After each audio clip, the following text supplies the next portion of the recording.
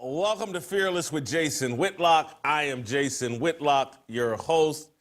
Happy Friday, and boy, have you come to the right place today. I don't know how long this will take, but I have a lot to say and to get through today. This Stephen A. Smith, LeBron James feud is bigger than most of us can imagine. And I'm going to take the time to try to pull together everything we've seen in the past, all the narratives and the discussions we've had in the past, to try to get you to understand how did we get here where the biggest story in sports is the biggest star in sports, other than Caitlin Clark, LeBron James, and a feud with Stephen A. Smith, the highest profile member of the sports media. We have a feud between LeBron James and Stephen A. Smith, and that is dominating the sports conversation. We're in the midst of the NCAA tournament. And the biggest thing going on in sports is a feud between LeBron James and Stephen A. Smith. Lakers and the Bulls last night had an incredible, one of the greatest finishes in NBA history, something that put a smile on your face about the NBA and made me, at least, halfway interested in the NBA. But the biggest story in all of sports is a feud between LeBron James and Stephen A. Smith. And these guys going back and forth at each other on different ESPN platforms, Pat McAfee's show, First Take, Stephen A. Smith's own podcast. How did we get here? This is not Keith Olbermann and Dan Patrick hosting Sports Center. This isn't Stuart Scott doing some rap impersonation while unpacking sports highlights. This isn't Mitch Albom or Mike Lupica or Bob Bryan writing columns in the Boston Globe, the Detroit Free Press, the New York Daily News, and then talking about it on the sports reporters on ESPN on a Sunday morning. This isn't Tony Kornheiser and Mike Wilbon writing for the Washington Post and debating sports on ESPN. This, for someone like myself that considers himself or his upbringing old school journalism where, you know, the journalist stays out of the story and all the focus is on the athletes. This is the journalist front and center and driving the story. Things are upside down. We live in an upside down world. We already know that. This is significant. And so I want to give you all time to, you may have friends that are hardcore sports fans, or you may have friends who are casual sports fans. You may have friends that don't care about sports at all, but care about the culture and what's going on in America. This show today is for all of you. And what I'm about to unpack is for all of us. You don't have to care about sports to be interested and to learn things about what's going on in the entire culture from the conversation I'm going to walk you through today. This is important. You should call your friends. You should text your friends. Whitlock's on one today. And those of you that are professional Whitlock haters, go ahead. Yeah, normally I hate Whitlock, but he's on one today. I'm going to hate watch Whitlock today. Tell your friends that, you know, you've all committed your life to hating me, that this is the one opportunity where, yeah, I better pay attention. Yeah, I hate the guy. Yes, his biblical worldview upsets me. Yes, he's a sellout, and he tries to give black people good advice, and we just want to do drugs and have promiscuous sex and have babies and have STDs and have our kids be completely out of control. And Whitlock wants to stop that. And I know that's why we hate him, because, you know, Whitlock actually wants to give black people good advice. Put all that on this aside today. And just enjoy being ahead of the conversation. Enjoy getting information you can talk about all weekend with your friends, whether they care about sports or not. But you can, whatever party, whatever social gathering you're going to, you can drive the discussion and keep everybody ahead of the discussion and tell them while you're watching the NCAA tournament who makes it to Final Four. Oh, man, Whitlock, and you don't even have to put my name on it. Pretend like it's your insight. Steal it from me, because I don't care. I just want you to know what's going on.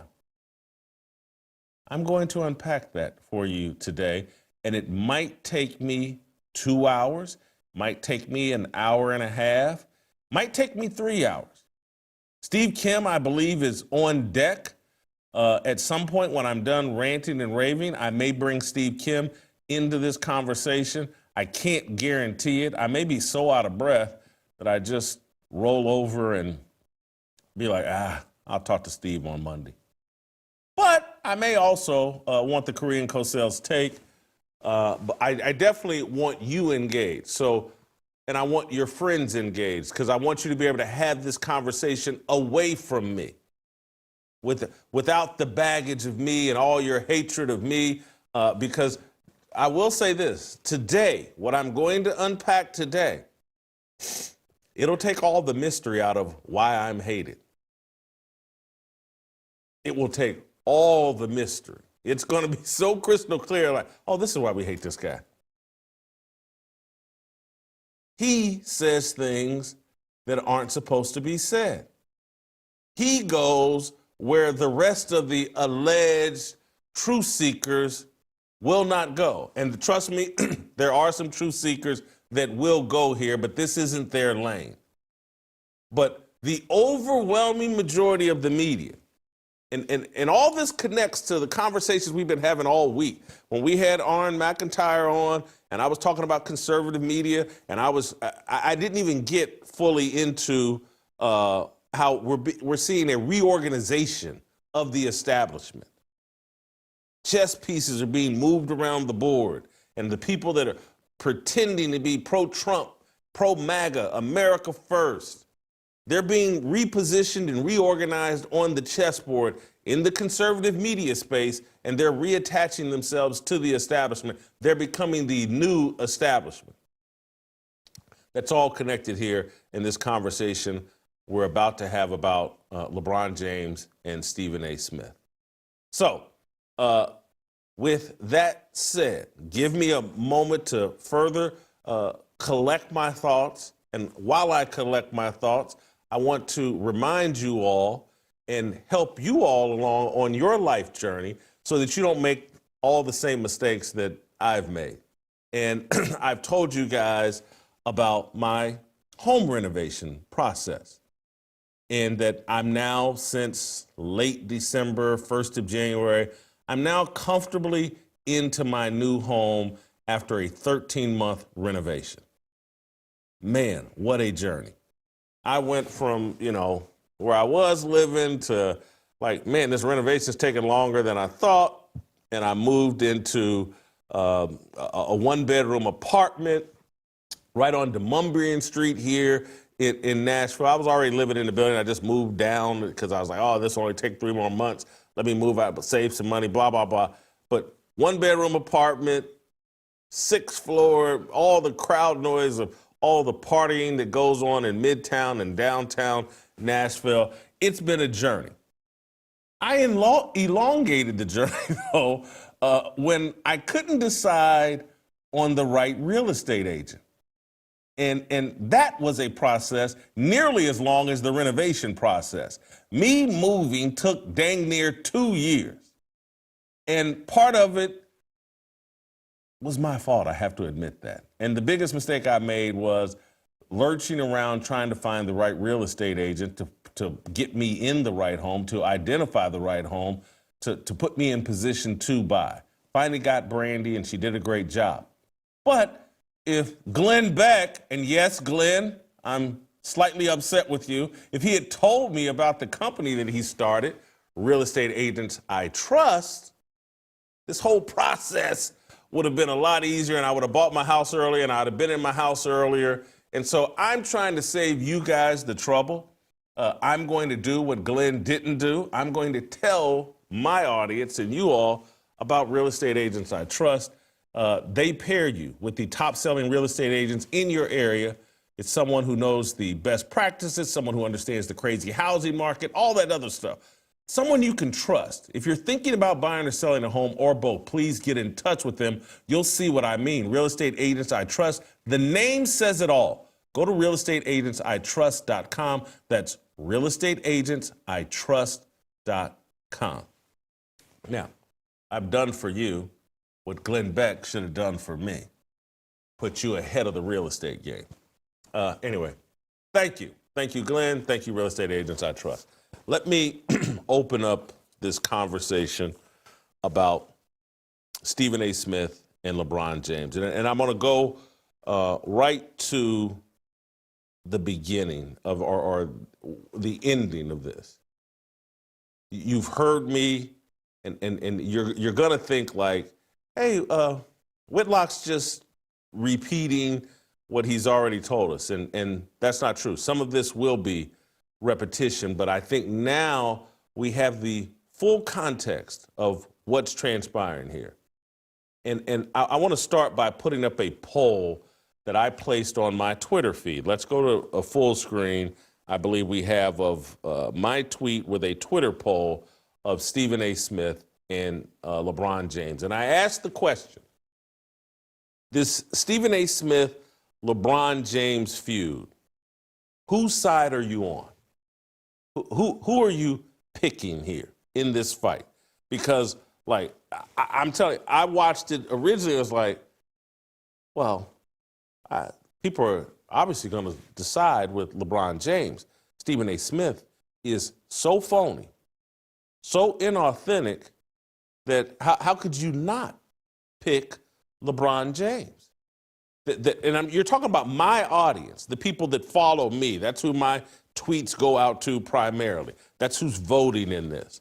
And you've heard me unpack and unpack and unpack just how fraudulent Stephen A. Smith is.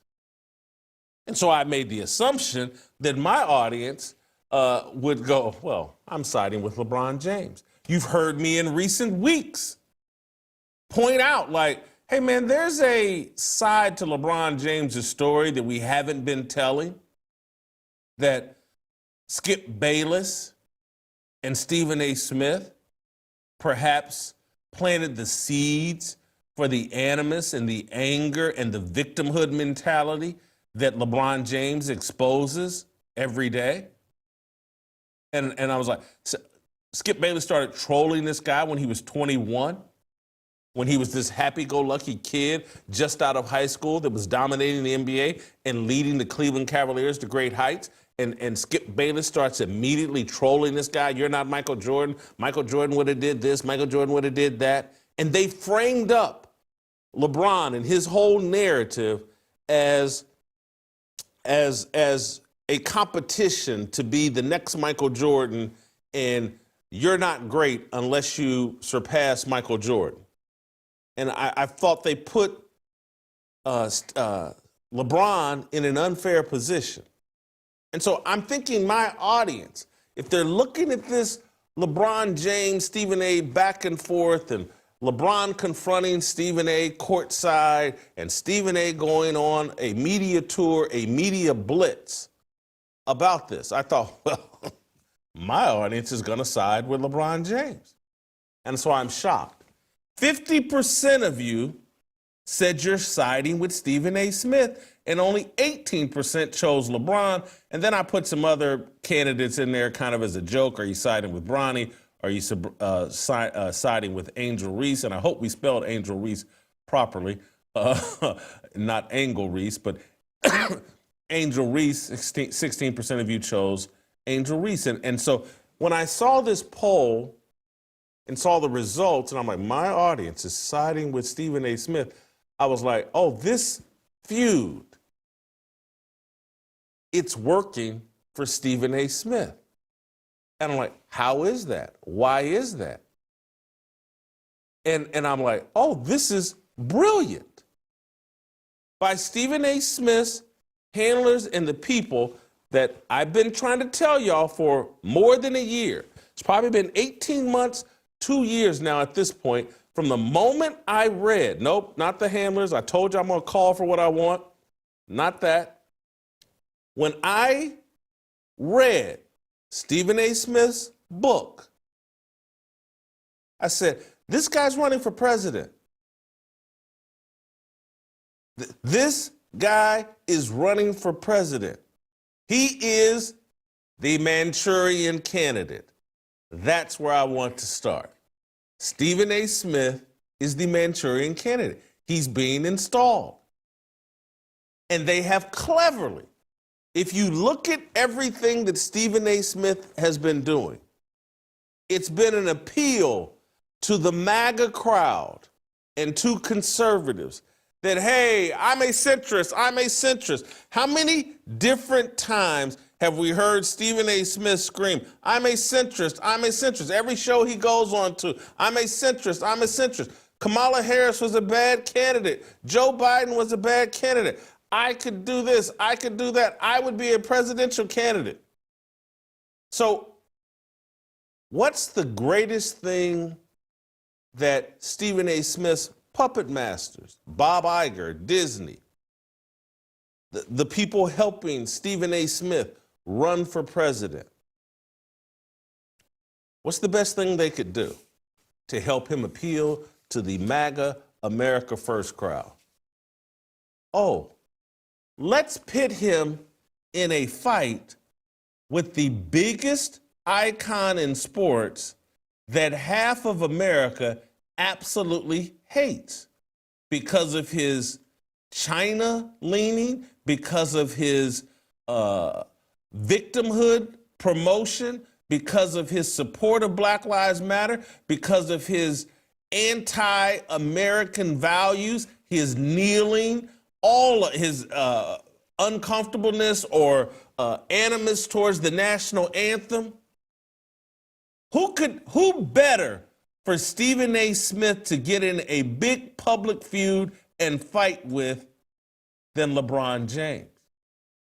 If you want to elevate Stephen A. Smith's approvals, ratings, his relationship with the America First MAGA crowd, the conservative crowd. I'm a little bit reluctant to use that term conservative because I'm about to blast these conservatives that are helping sell Stephen A. Smith. And I told you, today is the day that if you've ever wondered, why does everyone hate Whitlock? And it's because of what I'm going to unpack today. I'm not here, and trust me, the conservatives know it and everybody knows it. I'm not here to serve any political party. Yes, I like Donald Trump, and yes, I like MAGA. But these conservative liberals, these Republicans, Democrats, I got no use for them. I don't like them. And I will say things that, even though they're allegedly my allies, I'm going to say things that will irritate them. I'm going to expose the truth about them that they don't want exposed. There is a uniparty. And the uniparty is running Stephen A. Smith for president. And yes, that sounds crazy, but it's true. He's the Manchurian candidate. They crafted a book. The hardback copy of his book, Straight Shooter, Memoirs, or what is it? I forget. He's Straight Shooter and memoirs of second chances, first takes, and blah, blah, whatever that book was. In hardback, it came out like three and a half years ago. And I didn't read it until the next year when it came out in paperback. And I was like, this is the Barack Obama book 2.0. It is specifically written to cast Stephen A. Smith as a presidential candidate. And when I started talking about this 2 years ago, y'all thought I was crazy. I don't sound crazy today. Stephen A. Smith has made it crystal clear, and he'll go back and forth, but this is all game. I want to drop in just tad bits of information and context here's Stephen A. We're going to play this back to back. I'll call it for him separately, but we're going to play them back to back. This is SOT 14, Stephen A. saying that he has no interest in running for president. This is just a short clip. Let's play it. Do I believe that I could pull that off? Yes, I do. And so because of that, I would tell you I have no interest in being a politician. I have no interest in running for office. But that's Stephen A. saying he has no interest. But he does have interest. This is what a Manchurian candidate does. Oh, yeah, yes, he's going to do all the signs that he's interested in. He's going to say, I'm not. And then he's going to say what he says in SOT 15. Let's play that clip. If the American people wanted me to run for the presidency of the United States of America, I would strongly consider it. And damn it, I mean it. Stephen A. Smith wants to be our president, and people, powerful people, want him to be our president. And they've set up this pretend battle between he and LeBron James to elevate Stephen A. Smith as a presidential candidate. MAGA loves Stephen A. Smith, not MAGA, I'm sorry. Many people in MAGA, many conservatives, many people that don't have the time to think of this deeply and understand what's going on, they're falling for the trap. Stephen A. Smith is in a staged fight with LeBron James that is intended to improve Stephen A.'s standing with conservative Americans. This is, and we're going to move on for the Manchurian candidate, this is a brawl for it all. Everything you've been seeing with Stephen A. Smith and LeBron James, it is a work. We got Pat McAfee in the middle of that because he is closely associated with the WWE. And this is straight. Everybody involved, from Pat McAfee sitting there hosting LeBron James on the Pat McAfee show yesterday. All of these people, Stephen A., LeBron James, they're all in on it. This is a work, and the work is being done to promote Stephen A. Smith and to improve his standing with white America. Why are they primarily concerned with white America? And this attaches to my overall narrative on this show that we talk about constantly. They don't have any concerns about Stephen A.'s ability to connect with black voters. Black people, black Americans, are so controlled by racial idolatry. You could cover a white person in doo-doo, in poop, call them a black person. You could cover the Grand Wizard of the KKK in poop, brown poop, and black people would vote for him for president just out of their loyalty to race, out of their racial idolatry. Because trust me, Barack Obama and Kamala Harris were just black people covered in poop. And that's all that mattered. their policies, their promotion of the LGBTQIA plus silent P, their promotion of abortion, their promotion of everything that is harmful to society. It was all rendered irrelevant because of the color of their skin. Stephen A. Smith doesn't have to do a damn thing to earn the black vote other than keep his caramel skin.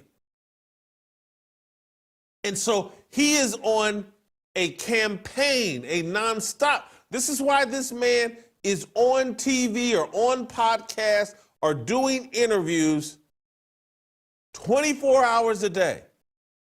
He allegedly has 2 daughters. And I say that allegedly because either he is the most non-existent, and this is what's so funny about this, he and LeBron James's feud. He's questioning LeBron James as a father. And not that I'm about to sit up here and defend LeBron James for forcing his son into the NBA. But one thing we know, we got a lot of video evidence, we got a lot of tape that, hey, LeBron spends a lot of time with his kids. He shows up at high school basketball games. He's done forced his damn son on the team just so he can hang out with his son. And you got Stephen, trust me, this is a work. They're all in on it. But I just want you to think of the high comedy of Stephen A. Smith, who allegedly has 2 daughters, who spends every waking moment talking to someone in front of a camera 7 days a week. Never says, hey, I got to tap out. I got these 2 daughters, and you guys, I'm going to disappear from a TV screen for 12, 14 hours, let alone a few days. It never happens. And that's the man criticizing LeBron James about being a father? This is comedy. Stephen A. Smith wants to be president. The people handling him and manipulating him and supporting him are in on it. The Democrat Party and the Uniparty has a problem with white America in general, white married America.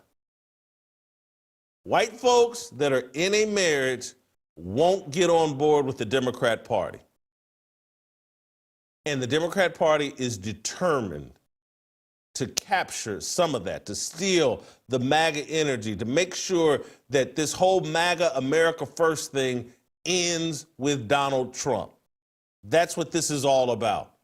And they have decided that they need a black version of Donald Trump who will execute the Obama strategy. And so hey, Stephen A. has a talk show and he runs his mouth. And Donald Trump had a talk show or a show called The Apprentice, and he runs his mouth. And so we'll get our black version of that and black people, because we have no standards. And I'm sorry for saying this. I told you, everything I say today is intended to expose and to make it real clear why people hate me. And it won't just be black people. When this thing is done, everybody will have an understanding of why conservatives don't like me, why black people don't like me, why Jews in the ADL are smearing me over Wikipedia and every place else they can. It's all going to be crystal clear today. I'm here trying to tell you the truth about what's going on in this culture and how they're using these useful idiots and how they're using race and how they're using the Bible, a misinterpretation of the Bible, and how they're trying to set up certain groups, blacks, Jews, gays. They're all the chosen people, and if you criticize them, you're not fit for American society. This whole thing is a work. It's a brawl for it all. And it sounds crazy. Stephen A. Smith and LeBron James at the center of what's going on in global culture, in American culture? Yes, they are. Yes, they are. They're being used. And LeBron is in on it. He's helping Stephen A. Smith raise his favorability scores with white married America. White married America will fall into the same trap as black, secular, single baby mama America. Your hatred of LeBron James will cause you to, hey, I kind of like Stephen A. Smith. Yeah, I know he's a fraud. I know he supports all the same things that Barack Obama supported. I know that he's a tool for Bob Iger and Disney and their grooming of children. But he hates LeBron James, and that makes me like Stephen A. Smith. And yeah, he's the reasonable Democrat. He's the reasonable leftist. This is a work. This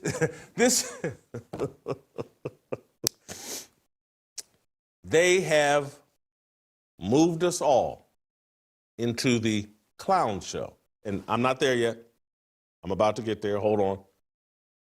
I'm going to continue to move this conversation forward. But before I do that, I want to take a moment and talk to you guys about my friends at Relief Factor. Last night, I was taping.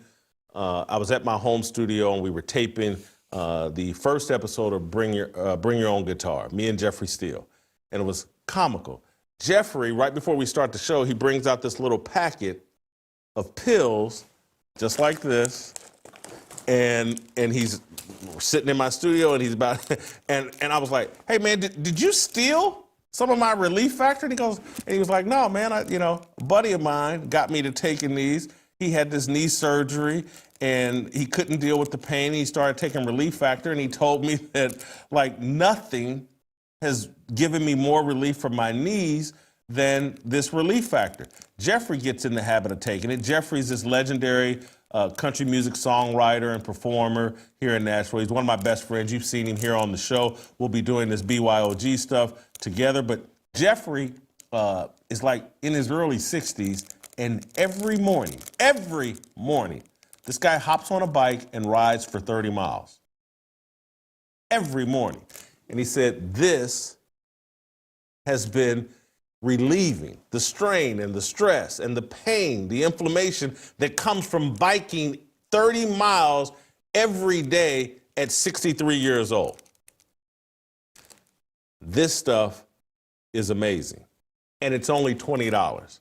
If you're suffering with inflammation and the nagging pain that comes from inflammation and potentially the diseases that all exist and come from inflammation, for just $20, you can get the 3-week quick start of Relief Factor and give yourself a chance at relieving yourself of some of that pain and some of that inflammation. I think like 70% of the people that try the 3-week quick start circle back and go full in on Relief Factor because it works. You just need to give it 3 or 4 weeks, let it get into your system, and it works. My workouts have been going amazing. I've been moving around better, the whole 9 yards. It was comical last night when Jeffrey whipped it out, and me and him hadn't even talked about it. I was like, oh, you on that Relief Factor too? You need to be. $20 for a chance to relieve that pain that's preventing you from doing the things that give your life enjoyment, that stop you from getting healthier and just living and feeling better every day. $20? Come on, guys and ladies. It's worth the chance. It's just $20. That's less than $1 a day for their 3-week quick start. Call 1-800-4-RELIEF. That's 1-800-4-RELIEF. Or visit relieffactor.com. Let me return to the great unpacking that I want to do here. And I left off with, I'm going to go into the clown show. And this is where things are going to get uncomfortable. But I have to go here. And I'm going to tell you how this whole thing is a work. And Stephen A. Smith, LeBron James, they are the two clowns. Who are the operators of the clown show? I'm about to tell you. Ari Emanuel is Rahm Emanuel's brother. Ari Emanuel runs Endeavor, WME, one of these big agencies out of Los Angeles. He's one of the primary puppet masters in American and global culture. When you want to try to understand what's going on in Hollywood and on your television screens and all of culture, Ari Emanuel is at the top of the food chain. Who did Stephen A. Smith say when he and LeBron James had their little dispute on the sidelines at that basketball game in Los Angeles? Who did Stephen A. Smith say he was sitting next to courtside? Ari Emanuel and Larry David. Larry David's the actor, got the show, what is it called? The Larry David Show that was on HBO, or I forget the name of the show. Anyway, you guys know who Larry David is. But he's sitting courtside with Ari Emanuel. Ari Emanuel is who helped Stephen A. Smith gain the $100 million contract that Bob Iger and Disney gave him. That's Ari Emanuel and Mark Shapiro. They run Endeavor, they run WME. They are the primary puppet masters of Stephen A. Smith. Ari Emanuel helps run the clown show that is all over American culture, from the television side to the music side to the whole 9 yards. Ari Emanuel. That's who is pulling the puppet strings on Stephen A. Smith. Who's running the clown show for LeBron James? Adam Mendelsohn. Adam Mendelsohn doesn't get talked about a great deal, but he does get talked about. Adam Mendelsohn has been working with LeBron James for maybe 15, 20 years, maybe a little bit longer. You'll hear a lot of stories out front that it's Rich Paul and Maverick Carter and these guys, that's LeBron's inner circle. But behind the scenes, everybody knows Adam Mendelsohn is who controls LeBron James. Adam Mendelsohn, Ari Emanuel, they run the clown show. They hire clowns, work with useful idiots like a LeBron James, who was blessed with an amazing amount of physical talent from birth,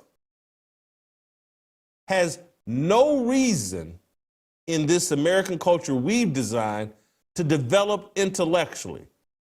They focused LeBron James on physical development because that's where the pot of gold was going to come from for LeBron James, and other people do the thinking for LeBron James. Stephen A. Smith, as I have exposed to you all on this show, his background, his narrative, his story, it's all a fabrication. He wasn't a college basketball player at Winston-Salem State. He didn't knock down 17 straight three-pointers and earn a scholarship at Winston-Salem State. You've seen me expose all of that. You saw Stephen A. Smith get triggered by me exposing all of that. You saw this man snap and put on a 45-minute profanity-laced tirade because I explained to you all, I read his book, we've done the research, We've gone through all these different lies he's told about his background, including the outdoor playground tryout in February in New York City, where a former Winston-Salem State basketball player saw him during this tryout or put him through this tryout, and then drove him the next weekend to Winston-Salem State when Winston-Salem State is still in their basketball season. But they scheduled a tryout or a scrimmage on a Sunday, a day after playing a game on a Saturday, and Stephen A. Smith showed up late to it, checked into the game, hit 17 straight three-pointers, and got a scholarship on the spot. This is a farcical story. He's a fraud. He's unqualified for all the things he's been given. So they take someone like LeBron James, who gets all this physical talent, no intellectual development, and they put puppet strings. Trust this guy. He'll tell you what to do. We got that handled. You just go play basketball. Then they take someone with very limited talent, give them positions and jobs and a platform that they can't do on their own. As I've told you, and everybody knows this about Stephen A. Smith as a sports writer, writes and wrote at like an 8th grade level, doesn't know or follow sports in a real way, claims to be a New York Knicks fan, doesn't know who's on the roster, thinks you can kick a field goal on 3rd down, and if you miss it, you can re-kick it on 4th down. That's who has been installed at the top of the sports media landscape. This is all intentional. Black men who can think for themselves, who have some sort of intellectual evolution, need not apply for the clown show that is being run. There are no jobs for black men who can think for themselves, who stand on biblical values, who have any level of intelligence. Ari Emanuel, Bob Iger, Adam Mendelsohn make sure that only clowns work in the clown show.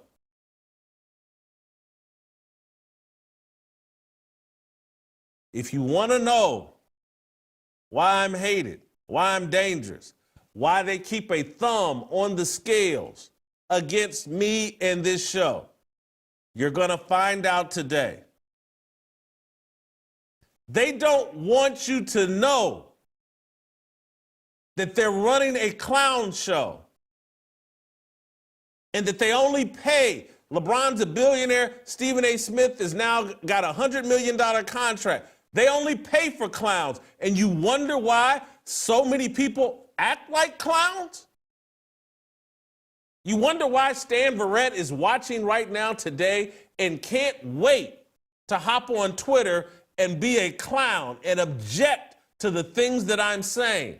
He knows that's where the money is.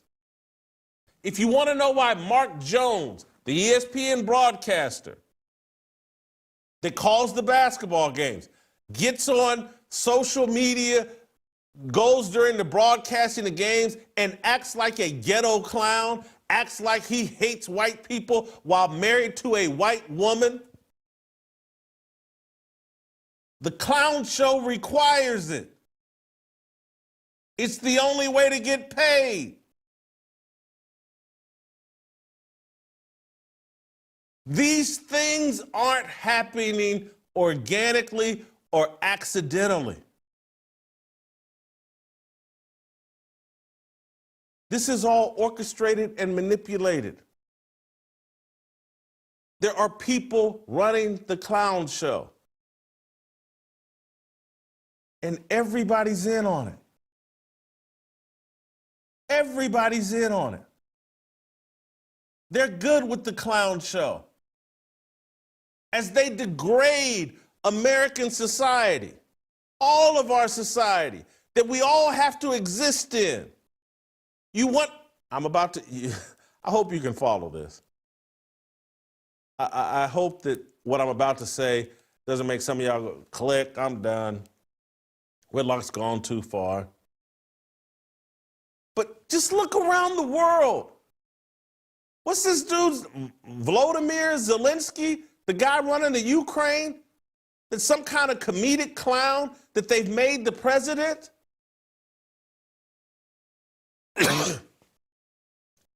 You got a comedic clown running Ukraine, and you have all American politicians.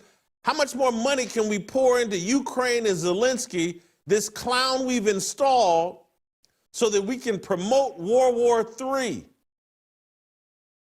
I'm really about to. This has been going on forever. And I'm going to say this, and I want to admit, it's been a long time since I read up on Harry Truman. But when I did, and this has been 20 some odd years ago, and I'm sorry I didn't fully refresh my memory this morning so that when I talked about this, I could talk about it in a more informed way. I apologize. But go read up on Harry S. Truman, a clown, one of the most, arguably the least qualified person to be an American president in the history of America. A full-blown clown.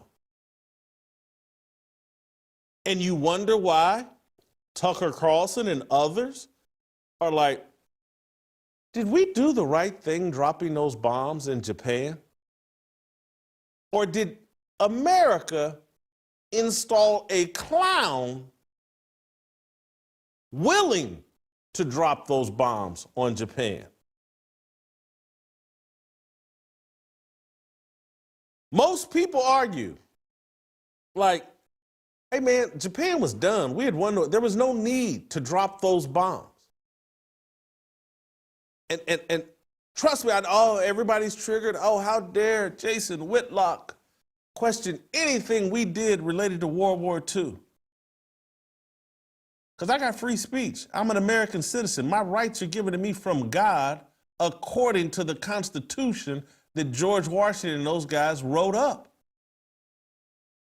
I have free speech because God told me I did. And I can think whatever I want. And if I want to question the overall narrative of World War II, I have that right as a human being, as a child of God, and as an American citizen.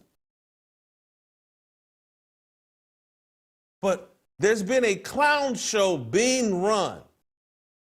And many of you are sitting there going, Whitlock's crazy. No way they'd run Stephen A. Smith for president. I'm like, have you been paying attention? Zelensky is running Ukraine. Harry Truman was running the United States. And he's dropping bombs on Japan when the war is over. The atomic bomb. Of course, we just had an unrepentant side piece, bottom chick, concubine, this close to the presidency. Kamala Harris. And y'all think they wouldn't run Stephen A. Smith? Y'all think they wouldn't go to these lengths? Hey, let's pit Stephen A. Smith's favorabilities aren't great with conservative, white America. Hey, let's put him in a fight with LeBron James and make the hatred of LeBron James make some people halfway like and respect Stephen A. Smith. Yeah, Stephen, he's unpredictable. He's a maverick. He's a centrist. He's the liberal or the Democrat that I can deal with. This man's a clown and a useful idiot and a fraud. And they're running him for president. Because you've bought into the clown show. I just had someone over social media upset with me that I was complaining about all the cursing that LeBron James was doing. And just telling me, hey, that's just the way people talk and people curse in locker rooms, and you need to quit acting like it's a big deal. And so here we are on one of the largest platforms, ESPN, that brand, and they've invited Pat McAfee in to help. He's a clown, helping run the clown show. And our standards have been so lowered that we think LeBron James and Pat McAfee dropping F-bombs and SHIT and MFs and all this other stuff, we think them dropping all those words for an hour and 20 minutes on ESPN, that's real, that's authentic. There's nothing to complain about here. And anybody that has a problem, they're just a prude.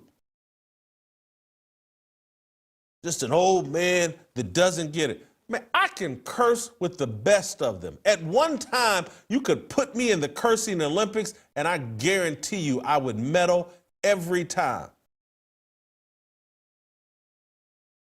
But at some point, you wise up and you realize, hey, man, I'm just degrading myself and degrading society by participating in this nihilistic process. The power of the tongue. It's spelled out in the Bible how much power is in the tongue. And I cannot deny it. And that's why I don't want to participate in it. And that's why you've seen my profanity go from, oh, Whitlock can curse with the best of them, and he can get a medal, probably the gold medal, in the Olympics of cursing. And when Tony Dungy called me out on it, I just had to accept, nah, this man is right. He's calling for me to repent. And repent isn't just, hey, I'm sorry. Repent is change your behavior. Don't participate in the insanity and the degradation of society that you're complaining about constantly, Jason, but you're contributing to with the power of your tongue. And so I'm looking at LeBron James call himself a role model on the Pat McAfee show in one breath, and then just a blizzard of curse words coming out the other breath. These are clowns running a clown show, asking you and your children to join them in the clown show. They want a clownish society. They want Stephen A. installed, Zelensky installed. They want useful idiots everywhere in positions of leadership. People that will do what they're told and not think twice about it. Accept the check and do what they're told. People that value their bank account far more than they do any standing with God. This is why I'm hated. This is why this entire fearless movement, there's a thumb on the scale. They don't want men thinking like men. They don't want men that will draw a line in the sand and say, hey, this degradation of society, all this installing of clowns, all of this profanity and degeneracy that we've normalized, our children are unsafe. Their innocence has been robbed and stolen. We got to cut this out. There's a price we're paying. For me, and again, y'all know I really don't care about race, but I'm going to speak about it this way just so you understand me. But I look at these black kids, and I look at their behavior. I look at their academic performance. I look at their criminality. I look at their rudeness. I look at the way they call each other the N-word nonstop. And I say, I got to raise my hand and object. And I look at these two clowns that report in to Adam Mendelsohn and Ari Emanuel and Bob Iger while pretending like, oh yeah, I started this I Promise school and I'm a role model for kids and I just love black people and I'm Stephen A. Smith and I've done this and that for black people and I keep it real for the culture, blah, blah. They're pretending to be these pro-blacks and they're pro-clowns. They don't care if your children get destroyed. They don't care if they're contributing to a culture that sends your children to jail to get bent over and violated while in jail and then come out of jail and promote getting bent over and violated and dropping to your knees and pleasuring some other man. That's what they're promoting. And you wonder why your kids run around with their pants hanging out their butt and you don't care, all tatted up like they just got out of prison and you don't care. You're going to pay a price for that. There are consequences for that. You're going to burn in hell for contributing to that.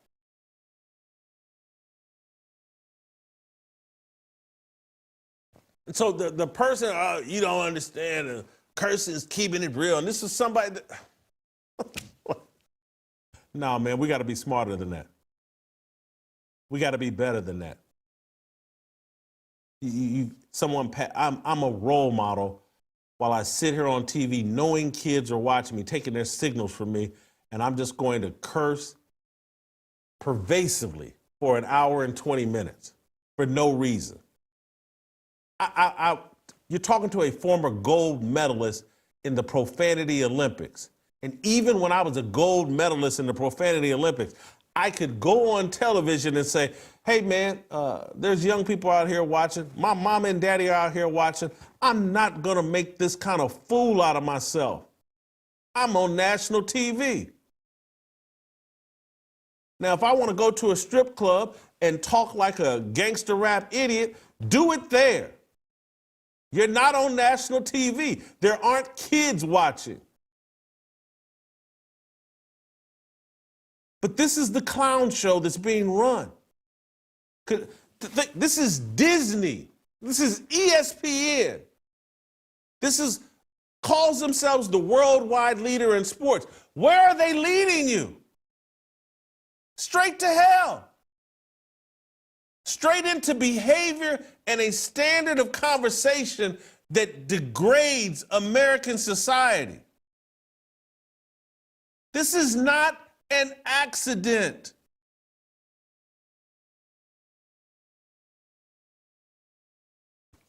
And some of you, oh, that angry old man, Jason Whitlock, and blah, he just doesn't get it.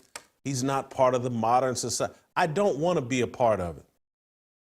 And if you were in your right mind, you wouldn't want to be a part of the clown show. But you know how much money the clown show offers. So chase that 30 pieces of silver. I'm not going to do it. I don't want to be in their clown show. And so I want to just hammer in this final point. And again, I'm just telling you why I'm hated. Because, I used to be friendly with Adam Mendelsohn. I'm sure he's still in my phone. I'm sure he'll watch this clip and they'll gather up more plans. Hey, what do we got to do here? We're killing this guy on Wikipedia. We got people running around, Jeremy Boring and all these people calling Whitlock an anti-Semite. Hey, let's frame Whitlock up as Kanye West. Those plans are being redoubled. There'll be a meeting today. How do we frame Whitlock up as an evil person who shouldn't be platformed, and everybody stay away from Jason Whitlock? Because we can't control that Negro. But again, I've used to have a decent relationship with Adam Mendelsohn. Don't anymore because, my criticism of LeBron, a little too strong. But Adam Mendelsohn's one of these guys behind the scenes. Go look at go do the research on He was involved in that Rachel Nichols, Maria Taylor deal. He was the person Rachel Nichols was on the phone with when someone was recording her, I think in her hotel room, where she didn't even criticize Maria Taylor. But Adam Mendelsohn's one of these guys behind the scenes, doesn't get a lot of credit, and he is the actual person calling the shots with LeBron James. And the LA Times, I think it was last year in 2024, I went and re-looked up this story, did a story on all the people that control LeBron James. And they put, do we have this image, I think, that I asked for, this image from the LA Times? It's like, shows LeBron James, put it up on screen, shows LeBron James like up in the galaxy, yeah, in the middle. And these are all the people orbiting around LeBron James who are influencing him. This was a big celebratory piece about basically the people manipulating and handling LeBron James. Most of those people don't really belong on this deal, but they wanted, this is like the diversity, equity, and inclusion list of, hey, here's who's controlling or influencing or helping LeBron James. And LeBron James is at the center of this. And it's really a misleading image. Adam Mendelsohn should be at the center, and LeBron James and everybody, they're all just floating around in that galaxy. But I want to read you this excerpt from this LA Times story. And they're talking about the collective of people that influence LeBron James. Think of it as a collective or maybe a solar system. In the middle of LeBron Inc., there's LeBron James, the global star and the center of gravity. And then there are his brothers from different mothers, the three men most associated with LeBron, who spent decades shining in his orbit, always aligned in one way or another. There's Rich Paul, who founded the powerful Beverly Hills-based talent agency Clutch Sports Group and hired James as his first client not long after they met by chance in an airport in 2001 and struck up a conversation about a vintage football jersey. Maverick Carter, who met James when they were both in grade school, was the first to move to LA and is chief executive of the TV and film studio they co-founded, the Spring Hill Company. And Randy Mims, who also has been friends with James since they were kids and today is his chief of staff. So that's how they set this up. I'm not done with that yet. Rich Paul, Maverick Carter, Randy Mims. They're the black faces of the people orbiting around LeBron James and helping him do all this and do all that. And Rich Paul was selling T-shirts out the trunk of his car. And now he's running this talent agency that he founded. And Maverick was his friend, and he's doing this and he's doing that. And Randy Mims is his chief of staff. And this band of brothers. And then the LA Times gets to the actual truth. Go back to the story. Mentioned less often, but also very much in the mix, are Farrah Leff, the chief operating officer of Clutch Sports Group, and Adam Mendelsohn, James's media advisor, and Paul Wachter, the founder and chief executive of Main Street Advisors. Put that orbit back up, image of LeBron. Because them last three, Farrah Leff, Adam Mendelsohn, Paul Wachter, whatever, they got the strings on LeBron James, with Adam Mendelsohn, the primary one. This is the reality of the clown show and the checks that go along with signing up to be a part of the clown show. Now, I want to tell you about people that I'm calling the handlers. And these are really the assist people.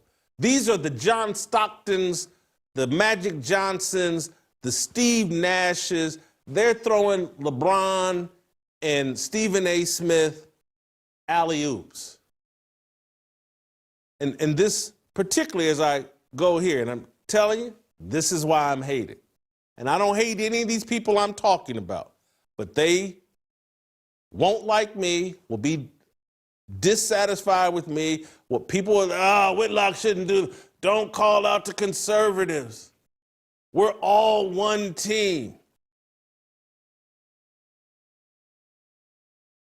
This is why I'm hated. I'm only on one team. The team that serves Jesus Christ is the only team I'm interested in playing on. All the rest of this stuff is just a hot mess of lies. All the rest of this stuff are just people looking for a clever, dignified role in the clown show. I don't want in the clown show. I want in the kingdom. The kingdom is what has served America best. The aspects of the kingdom that are in our Constitution, in the Declaration of Independence, in our Bill of Rights, the aspects of those that are related to the kingdom is what I love about America. The rest of it, you can miss me with. And this is why when people call me a conservative, I'm like, I get why you're doing it, but I really ain't about that life. Call me a Republican, and I'm really not about that life. And so this is where people get real uncomfortable with me, because they're not about the same life that I am. They're not about the life that we're trying to build here at Fearless. A media platform and approach that follows the truth wherever it leads. Because the truth is what sets us free. Because only the truth and our pursuit of it will fix America in a way that where kids and their innocence are restored, where men are allowed to be men. Only the truth will take us there. These half-truths will not get us there. These conservatives, these rhinos, these people that have no real obedience or fear of God. These people that can only think about, how can I get my views up? How can I get my weight up? How can I get my money up? That there's enough money that they can acquire that will fix America. They don't have an interest in fixing America. They don't have an interest in really making it safe for kids. They don't have an interest in getting right with God. They just want things to return to normal enough that there's enough sin in the world for them to have a good time, and not so much sin in the world that they can't maintain power. Yeah, the Democrats are going too far with the sin, we want to pull back. We want to stop abortion after 16 weeks. That's the safe zone for killing babies. 16 weeks, 17 weeks, whatever the number it is. And, we think, you should have to be 15 years old to go to a drag-friendly, family-friendly drag show. And hey, they should get married, the gays. But the line we want to draw is they can't adopt kids. Or we got to vet them before they adopt kids. But yeah, they should get married. They're for the slippery slope, but they draw the line. Well, no, we'll build the slippery slope, but we want to stop anybody from slipping and falling down it. Well, that's the purpose of the slippery slope. And so we're pro-feminism to a point. That's this uniparty. And that's why you keep seeing Stephen A. Smith pop up on all these conservative platforms. And trust me, I don't have a problem with people interviewing Stephen A. Smith. I have a problem with people interviewing Stephen A. Smith and passing him off as a presidential candidate. Why you got to do that? Why you got to tell that lie?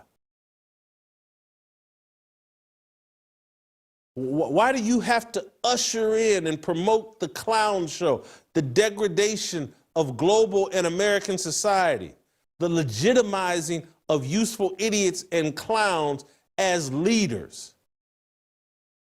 Have them on the show. Ask him real questions. I don't even care. Flirt with him. Do whatever you want.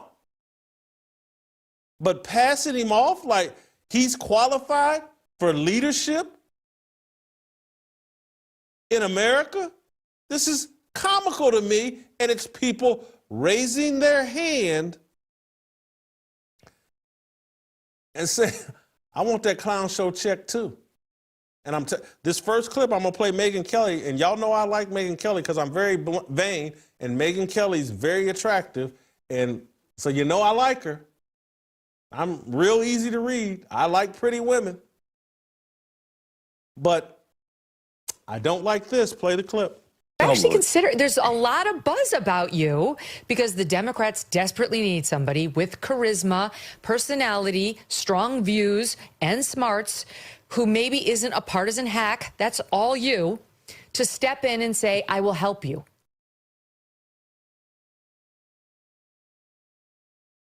Stephen A. Smith is not smart.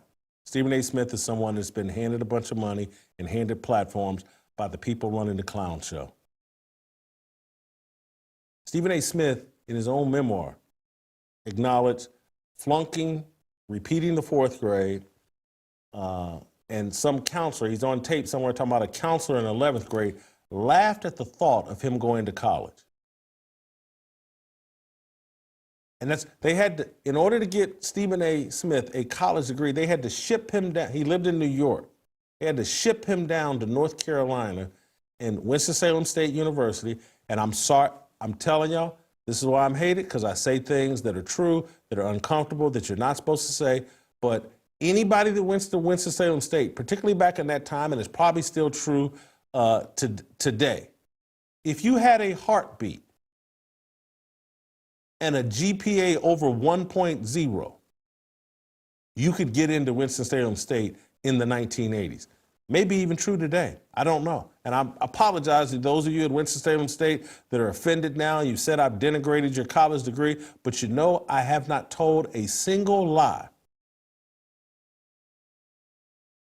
Anybody could get into Winston-Salem State. This is not some genius. This is someone who got a hooked on phonics and a thesaurus, and they've taught him some big words, and he can ramble them off on television. But anybody that's paid any attention to Stephen A. Smith knows this man is not smart. He don't even know sports. But we're selling him as a presidential candidate? Really? Sean Hannity's been doing this for a long time, and these plans for Stephen A. Smith have been in the works for a long time. Here's Sean Hannity selling Stephen A. Smith. This is why I can't do anything but like you. I mean, you're just too good at what you do. I'm actually a lovable guy.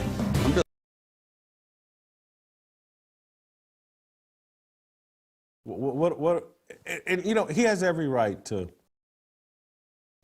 like Stephen A. Smith, but repeatedly bringing this guy on his show, this man couldn't tell you where Gaza is, where he could probably unlikely be able to tell you where Montana is on a U.S. map, let alone any of these political issues that he's been allowed to talk about that he says virtually nothing other than Kamala Harris was a bad candidate. Joe Biden was a bad candidate. Donald Trump is a mean man. Oh, God, Stephen A., you're so brilliant. That's such tremendous analysis of the political situation. Oh, we got to have you back on tomorrow, next week. Everywhere we keep going, people are showing up, lending their political credibility to Stephen A. Smith. And it's not liberals. It's primarily conservatives. They are rehabilitating, developing Stephen A. Smith's persona, brand, as a political firebrand, as someone that has something to offer the political discussion. Ben Shapiro just went on Stephen A. Smith's show, and Ben's trying to rehabilitate himself. He and Stephen A. Smith are trying to help each other.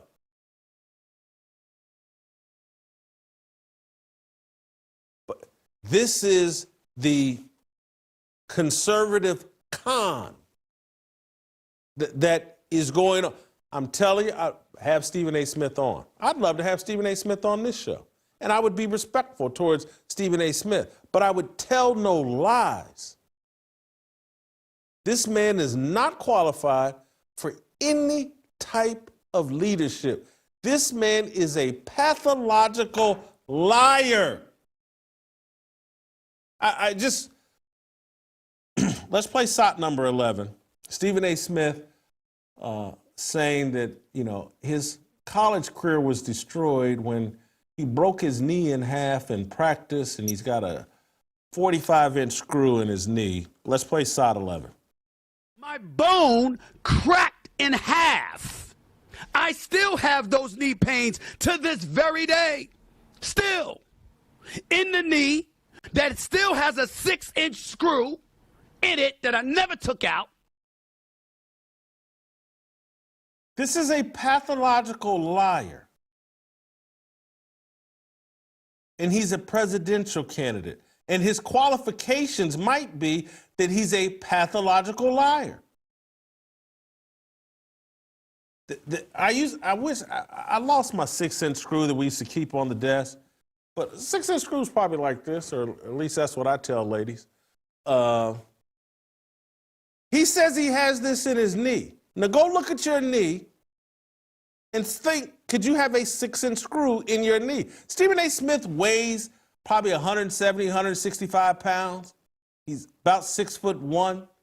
He says he has a 6-inch screw in his knee. And that's what ended his basketball career.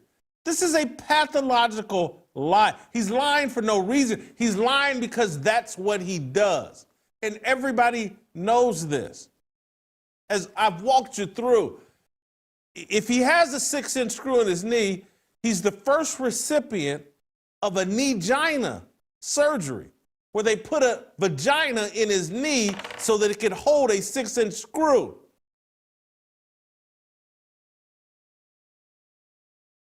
Let's play SOT number 12. This is Stephen A. Smith claiming that drug dealers protected him as a child. Play the clip. And it was understood, Steve is not to be touched. You got dealers in Hollis. Steve is not to be touched.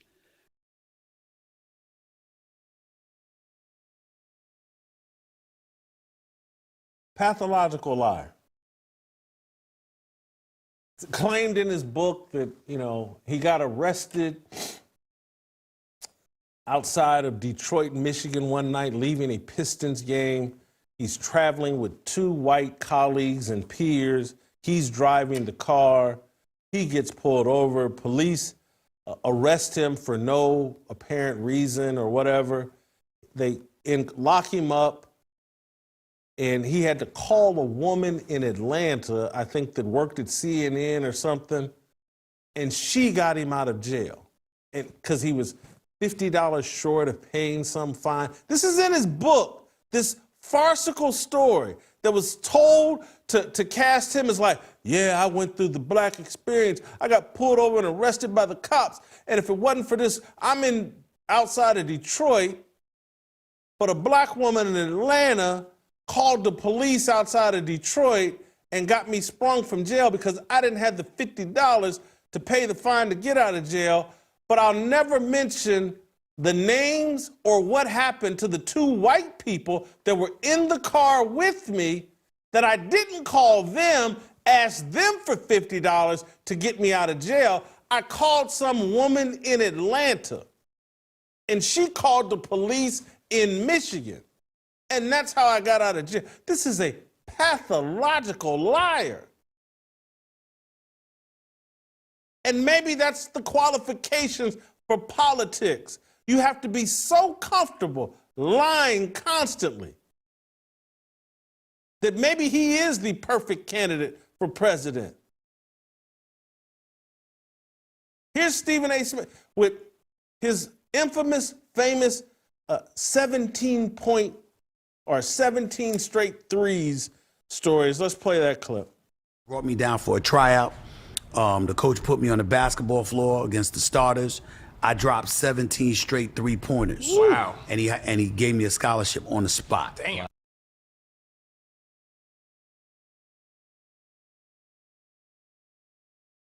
So I want you to understand why I'm calling this a work with him and LeBron James in this alleged feud over Bronny and criticism of LeBronny and how this thing's going back and forth.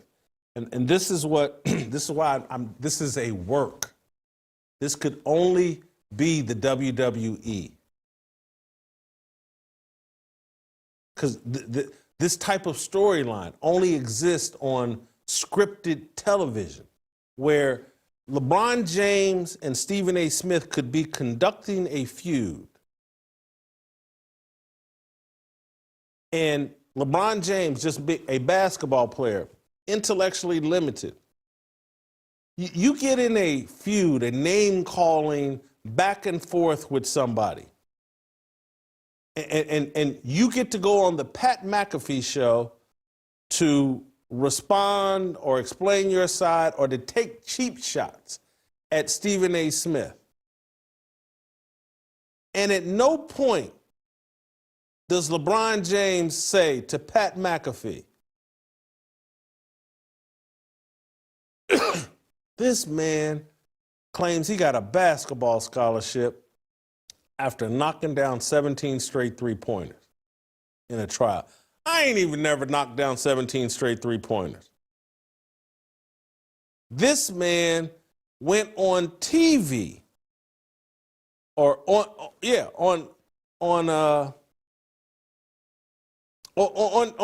was on ESPN and they put up his stats allegedly from his senior year at Winston-Salem State showing he averaged 1.5 points a game, and he shouted out, well, you know why I only averaged 1.5 points? Because I only played one game. Now, I told y'all this is not an intellectual genius that Megyn Kelly and others are calling so smart. You can't average 1.5 points in one game. LeBron James is passing over layups. Well, you know, this man lied about his college basketball. That's the first thing that would pop out of LeBron's mouth. It hasn't popped. All these NBA players that feud back and forth with, from Draymond Green to any of them, have a problem. None of them go to the easy layups. And you can sit there and say, man, they don't want to give Whitlock credit because Whitlock exposed all this. And if we mention that, that's giving Whitlock credit. That doesn't justify this. Or maybe it does explain it because they don't want to. Any mention of me points people towards truth. and they don't want any people near that. But the reason I say LeBron, Draymond Green, Kevin Durant, all these other people that won't take those easy layup shots at Stephen A. Smith, why won't all from Patrick Bet-David to Megyn Kelly to Bill O'Reilly to to Ben Shapiro, why won't they take the easy shots? A pathological liar is on your show. He wrote a book full of pathological lies. They're easy to call out. No one will do it. That's why this is a work. Everybody's in on trying to elevate Stephen A. Smith, trying to maintain his credibility, trying to enhance his credibility. They won't shoot the layups. Stephen A., you wrote in your book that, you got pulled over and arrested by the cops. You wouldn't name the alleged colleagues you were with. Man, this story seems farcical. What happened there? Did you get arrested by the police? Stephen A., you describe I think it was junior college experience of work and practicing with the basketball team and crisscrossing New York in a way that seems farcical, and we can't find any real proof that you ever played at this junior college. Your whole college basketball career that you've described in your book and talked about, it seems farcical. Could you elaborate? What is going on with your college basketball career? Stephen A., there's a guy named Gary Stevens that you posted on social media repeatedly for many years. You guys were college teammates. We looked him up, and the guy's supposed to be a 6'3" guard, and he's standing next to you in this picture. He's on screen, he's to the right. He's on Stephen A. Smith's left. If you're 6'1", Stephen A., that guy looks 5'10" tops. He's supposed to be 6'3". He went to some school in New York called Old Westbury, where he did play a little basketball. There's no proof that he was ever a member of the Winston-Salem State basketball team. And he seems to have disappeared from your narrative, Stephen A. What's going on with you and Gary Stevens? And did you play at Winston-Salem State, and did Gary Stevens? Stephen A., you seem to struggle with the truth.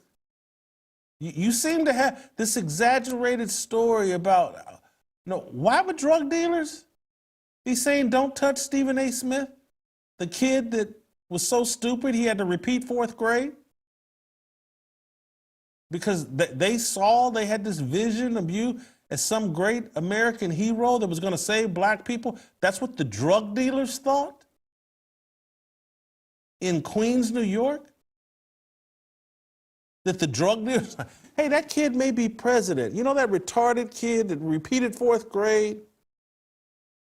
He may be president one day. Hands off. Don't touch Stephen A. Smith. Stephen A., could you elaborate on that?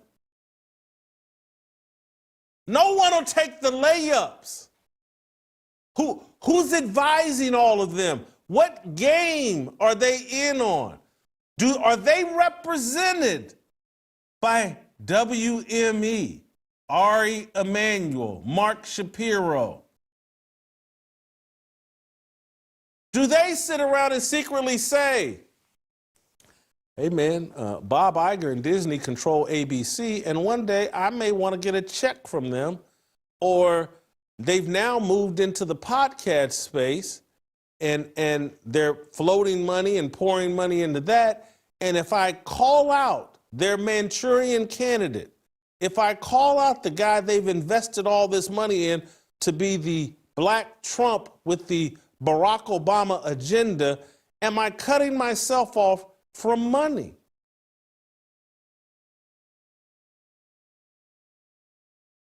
Is there a reestablishment of the establishment going on that if you take any of these layups, if you call out Stephen A. Smith in an uncomfortable way, you can't be a part of the new establishment that's being established? Everybody's in on this. The Stephen A. Smith deal. LeBron James is in on it. I don't think this is real beef. It's a work. LeBron James is doing his job to help promote the person they've identified as Black Donald Trump with the Obama agenda, the loudmouth that they want to run for president because they know, as I stated at the top, you can pour doo-doo on any human being in America, brown doo-doo, as long as it's brown. And black people and guilt-ridden white people will vote for that human being. But in order to reach the rest of America, or white America that still has any semblance of a biblical worldview, still involved in a marriage, we can't reach them unless we have someone black. We don't have to take black voters seriously at all. Stephen A. Smith has dark skin, they'll vote for him. Stephen A. Smith could murder every black child in America. Stephen A. Smith could be caught on tape at Diddy parties violating children, and black people will vote for him. How do we get a handful of these white folks to come over here and support Stephen A. Smith's presidential campaign? Well, we got to get some conservatives to help sell him as a legitimate candidate. And we got to get LeBron to fight with him because many of these white conservatives are so controlled by their hatred of LeBron James that they'll think highly of Stephen A. Smith for fighting with LeBron James. I want to help you understand. Just put the clown show OTS back up, because I want to help you understand just how pervasive this clown show is, and just because this extends well beyond Stephen A. and LeBron. I want you to look at this potpourri of people that are the leaders in this conversation on all the major platforms that are leading this conversation about LeBron James and Stephen A. Smith. And just ask yourself, if we dialed the clock back before they turned the entire media landscape into a clown show, would any of these people have major voices on major platforms? Would any of these people be being taken seriously, or would they be off to the fringes and now they're actually the leaders? And some of these people that I'm about to show you, I don't dislike them. I have a measure of respect for them. They're doing the best that they can, the best that they know how. They've been paid so much that I don't agree with it, but I understand. Like, man, 30 pieces of silver, and hey, their wives and husbands are happy, and their kids get to go on any vacation they want, and they've justified it all in their mind, and I get it. And I have the benefit, and it's not really a benefit, but as it relates to adhering to and just sticking to the truth, it does serve me that I don't have kids and I don't have a wife to answer to. Because if I did, if I had a wife that was like, baby, I want that second house, and it'll make me happy, and it'll kids, and we gotta have this money for the kids to do this and do this, I might be making different decisions. And so maybe all the foolish, dumb things that I did that prevented me from getting married and having kids, maybe it was all by design, so that I could sit here and tell you all the truth and not have to go home and feel like, oh man, I just denied my kid X, Y, and Z. And now my wife's gonna be mad at me because you know, she'd rather me be making $10 million a year and we can go and do this and we can have a house here and a house there. But I'm not trying to defend these people. I'm just trying to provide you the context of you know, like, I get what they're doing, not decisions I would make, but who knows? I'm not in their position. Maybe if I were in their position, I'd be doing the same stuff that I'm calling them out for. But let's just start. Here's Pat McAfee helping LeBron trash Stephen A. Smith. Play the clip. Yep. Which leads obviously to you and Stephen A. Hey, legit, that feels like a moment that had been brewing for a long time. He's like on a Taylor Swift tour run right now. Oh yeah, yeah, we're watching it. Yep. We're all seeing it. Oh yeah. We're all, you're seeing it as well. No, this, you know, he literally, it started off with, I didn't want to address it. That's McAfee playing his role in the clown show. Hey, let's help LeBron take a dump on Stephen A. Smith and hype this thing up. And I think they had 90,000 live concurrence. Everybody's watching the Pat McAfee show. It's great, putting a lot of money in McAfee's pocket and helping his platform expand. And I know some of you, oh, you're just jealous. I'm not jealous. I'm just here to tell you what's going on. Everybody has been invited to the clown show. There's a bunch of money being spread around for all the clowns in the clown show. And it's all designed to make you all think that Stephen A. Smith is some sort of centrist who can reach across the aisle and is, you know, a candidate for the presidency. And once he gets in there, he's going to do all the things Obama did. And when his presidency's over, the alphabet mafia and the LGBTQIA plus silent P crowd will be championing Stephen A. Smith, running around. Yep, you help us mutilate babies. You help us normalize men violating each other in the rear end. You help us normalize two men paying some woman to have a baby for them. And then we get to bring that baby into our sexual degeneracy that God never intended a baby to be involved in. And I'm sorry if I've made some of you gay people uncomfortable, but you can't create kids, you shouldn't be having kids. That's just common sense 101. It's no different than my big, fat, overweight rear end has no business in size 36 jeans. If you're not fit for it, you shouldn't be doing it. And sticking your thing in some man's rear end doesn't create a child. That should be a message to you. You're not supposed to have kids. This is why they hate me. I'm not going to sit up here and lie to you. I'm not going to, and I don't hate gays. Just like I don't think gay people hate fat people. I shouldn't be fat. And fat people shouldn't wear skinny jeans.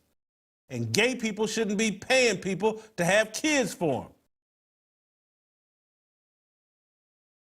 them. Here's Nick Wright acknowledging that, you know, this whole work, Nick Wright, you know, is one of these LeBron James groupies. But he's got a role to play in this feud and this work, and he played it. Here's Nick Wright.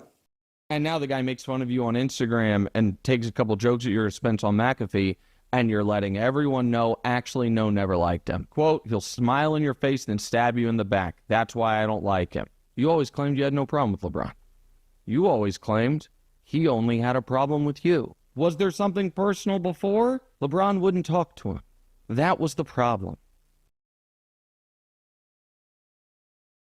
That's Nick Wright blaming LeBron for not talking to him. Nick Wright, another Pinocchio, another pathological liar. I can't go, I don't want to throw up that distraction, but, you know, Nick Wright came from Kansas City, was a kid that grew up idolizing me and my work, and he's always had a problem with the truth. I'll just leave it at that. Here's Shannon Sharpe advising Stephen A. Smith just to let it go? Me, I wish Stephen A. would just left it alone. Once he addressed it, once it happened, The first time. address it. This is what happened. He came over to me, said what he said. I want to address it now, and I'm going to be done with it. Right. Because as my grandma used to say, boy, stirring up old ish, it still smells. So every time Stephen A. talks about it, it stirs it up again. Yeah. And look, I see both sides. I see both sides of the equation. Yeah. But Stephen A. just need to let it go. This is what everybody's talking about. We're in the middle of the NCAA tournament. NBA season starting to get interesting. We're all talking about, and you know what? I've joined the clown show today.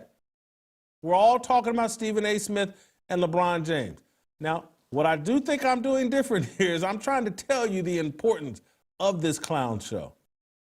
I'm trying to expose the clown show for what it is, trying to help you understand just how clownish things have gotten and how many clowns that have been given platforms and TV shows and centered. Like, these are the people you should take seriously.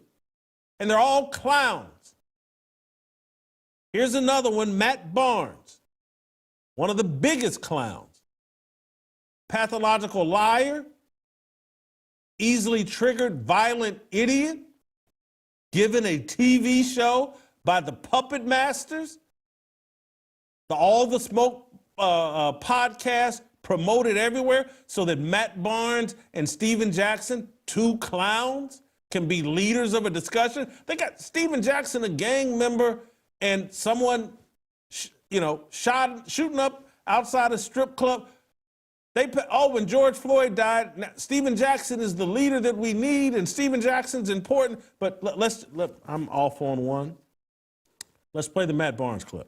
Stephen A., you know I fuck with you, you my dog, but I think you crossed the line, and even though you apologized today about the Cole Memorial shit, and the D-Wade retirement, that's too far, man. And you have a lot of responsibility because you know a lot of secrets in the league about a lot of different people, and that comes with a big responsibility, and you've carried it well, but I think you were out of pocket. Stephen A. Smith has carried it well, but I think you're out of... These are the gatekeepers of the clown shows, the enforcers. Matt Barnes is in the media space. He and Stephen Jackson, they're Big U that just went down on the indictments or whatever we talked about earlier this week. Matt Barnes is just a media version of that. A thug that runs around trying to scare people and intimidate people and being passed off by media platforms. Showtime was the first to invest in he and Steven Jackson and making sure, hey, these guys are important. These two clowns, follow them. And we've been following them. And men haven't been like, hey, man, this is crazy. What are we doing here? Common criminals being run out here as voices everybody needs to listen to. But no one draws a line because everybody's in on it. They're helping sell the clowns. This is all a promotion of Stephen A. Smith so that he can run for political office, the presidency. They're trying to get this off the ground, and it's working. I like Kendrick Perkins, but I'm going to play this clip where LeBron needs to stop. And I think I saw somewhere where Kendrick Perkins then blocked LeBron from his phone, and LeBron James has blocked or unfollowed Kendrick Perkins on Twitter. This is where we're at. And this is, I like Kendrick Perkins. I'm just going to say that. I don't have a lot negative to say, but, he's a 6'10" jock that, hasn't spent a lot of time intellectually evolving. And again, if I were 6'10", I wouldn't have either. I'd have chased that money, got me that NBA money, and I'd go play the role on TV. The designers, the people in charge of these platforms, they only want clowns. So maybe these people are smart. They're just doing what they're told. They're just doing what draws the biggest check. Let's play SOT 9. But stop it. LeBron James needs to stop. He needs to stop. I'm so sick of him with this, how the league is covered, because he wanted to be covered a certain way that he wants it to be covered. Let me, while I'm doing this, and I'm not going to go too far with this, not out of any sort of fear. I just don't want to create a distraction. I don't want people to watch this and go, oh, man, did you see the shot Whitlock took at Clay Travis? But part of the clown show, let's play SOT number 8. And it seems quite clear to me now that Stephen A. and LeBron James don't like each other. And I actually think you have to come down on the side of Stephen A. on this dispute. No, you don't. No. You can, those are two clowns. They're running a WrestleMania staged feud to elevate Stephen A. Smith as a political candidate. You don't have to come down on either side. And if you really want to dig into it, I'd come down on LeBron's side. LeBron has a narrative that I have some sympathy for. He's big dumb jock that enters the NBA at 18 years old. He gets to be 21 and Skip Bayless says, man, I can make a bunch of money trolling this dude. And Stephen A. says, hey, I'll be your sidekick while you troll LeBron James. And we'll reshape this guy's personality. And we'll make him some angry person and some victim. There is another option besides taking LeBron James's side on. And let me give just a tiny bit of credit. A tiny bit of credit, and this will shock you, to Michelle Beadle. Again, this is the side that you can come down on if you want to be smart and you want to be honest. Let's play SOT number 6. Michelle Beadle, she's got it figured out. First of all, this feels like a WWE situation at this point. And it feels a little Logan, Jake Paul. There's no coincidence. It's Pat McAfee, who is now one of the faces of WWE, all right? He's hosting this. LeBron James goes on there for over an hour on the very network where the dude he confronted in public also is the highest paid guy on the network. All of it feels fake to me. Within 5 minutes of this thing becoming public, Stephen A. Smith is now putting out videos. And by the way, I will say this. LeBron James calling Stephen A.'s situation right now, basically he's on a Taylor Swift tour. And Whitey Tighty's got me too. Chef's kiss. He is. That video was one of the greatest things that ever happened to Stephen A. because he has milked it and he's gone on every network and outlet and continues to talk about it. Now, when you start talking about how you're going to get physical, bro, we've all seen the boxing video. Don't say stuff like that out loud. Like it's bad. It's not a good look.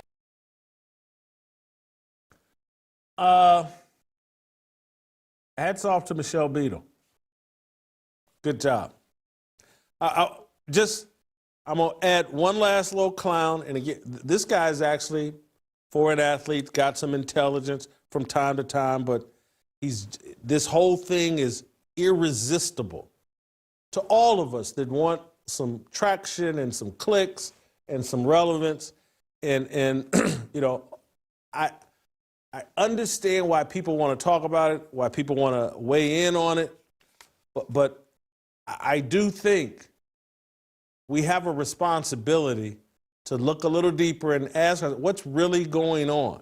And so all these little surface level opinions that they're just clickbait to me. Here's Emmanuel Acho saying that, you know, Stephen A. Smith needs to toughen up and the opinionists need to, you know, stop being soft. Play the clip.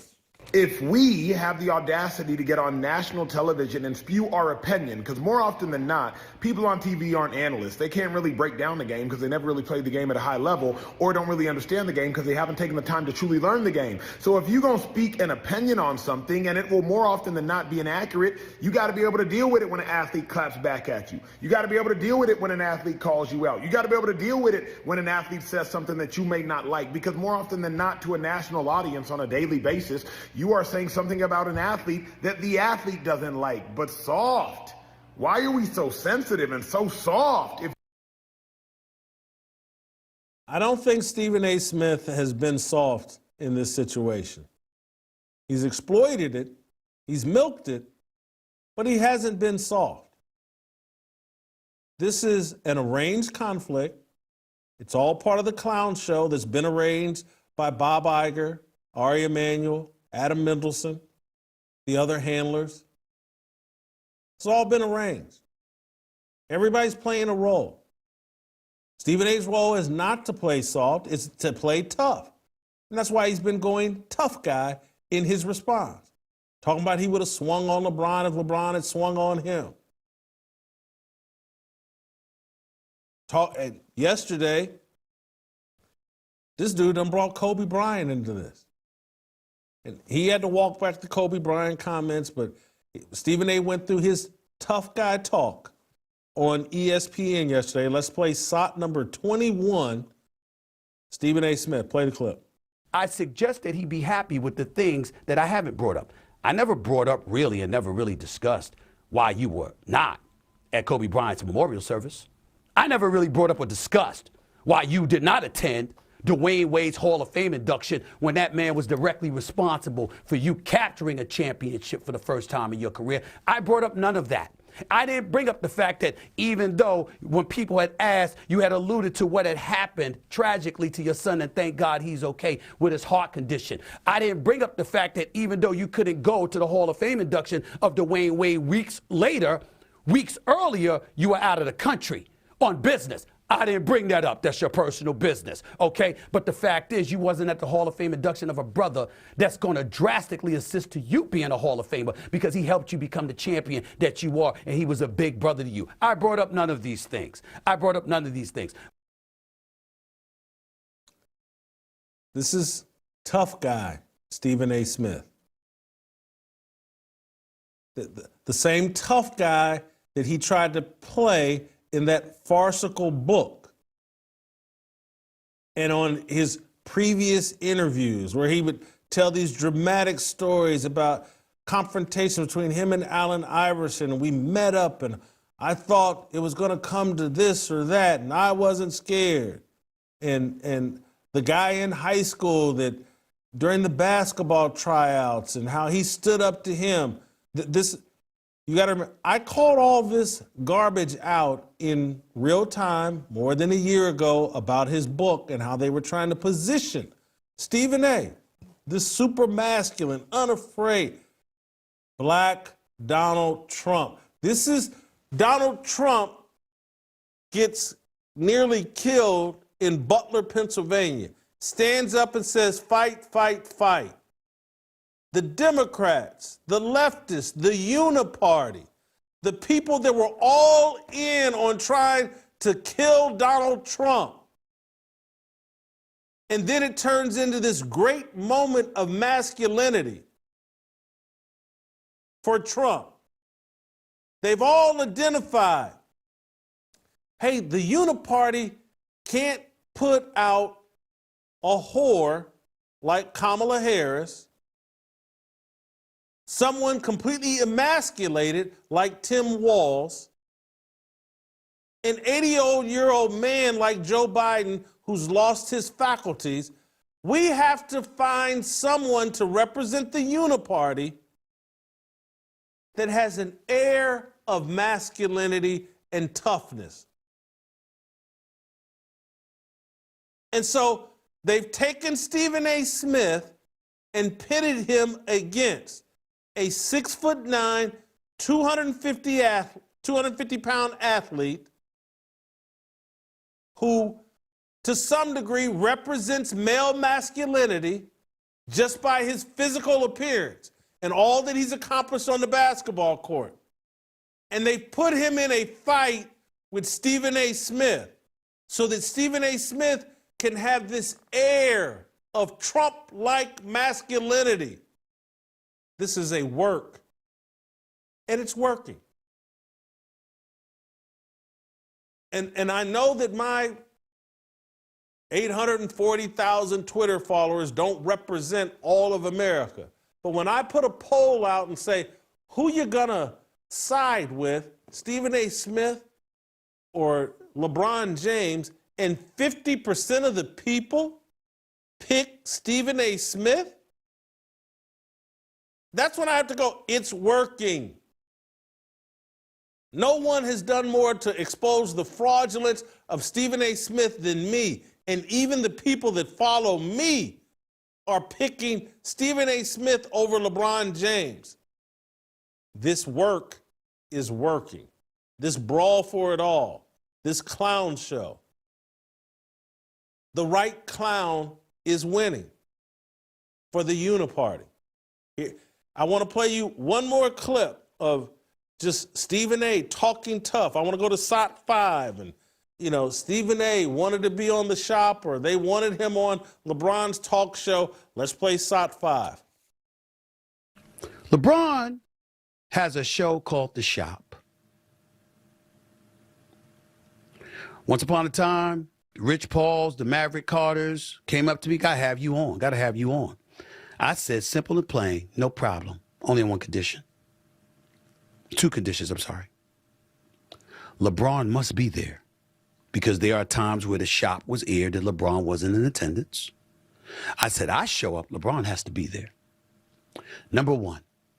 And number two, no editing. Don't edit shit out. Cliff note stuff, clip things, cut it out. Nah. Let the public see. I know if I told him to come on First Take, he ain't gonna want to do that because he views that as benefiting me. I know that if I wanted him to come on this podcast, he'd view that as benefiting me. Ladies and gentlemen, I offered to come on his spot. Name the time and place and I'll show up. By my damn self. I was never taken up on that offer. Because you see, it's real easy to talk that talk like you got all the facts when I'm not there to respond. It's another thing entirely if I'm near to refute all the bullshit coming out your mouth.